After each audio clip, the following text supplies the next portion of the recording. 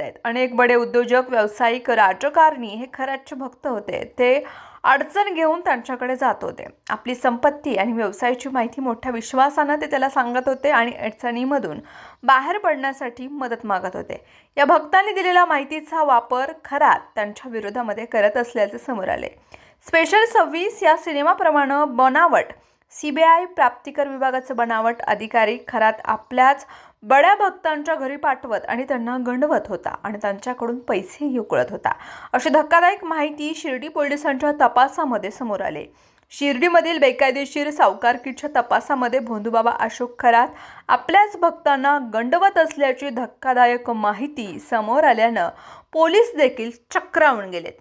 बडे उद्योजक आणि व्यावसायिक हे त्याच्याकडे भक्त म्हणून येत होते। ते आपले सर्व धंदे विश्वासाने खरातला सांगत होते। यातून खरात त्याच्याकडे मार्ग मागत होते आणि तंत्रमंत्रानं संरक्षण घेत होते। यातूनच अशोक खरात याच्याकडे मोठ्या प्रमाणामध्ये माहिती ही गोळा होत होती। त्याच वेळेस समांतर पद्धतीने या बड्या उद्योजकांना आणि व्यावसायिकांकडील पैसे उकळण्यासाठी प्राप्तिकर विभागाच्या बनावट अधिकाऱ्यांची जुळवाजुळव करून छापे घालत होता आणि पुढे छापे पडल्यानंतर खरातच मध्यस्थी करायचा आणि तडजोडीमधून कोट्यावधींची रक्कम उकळत होता।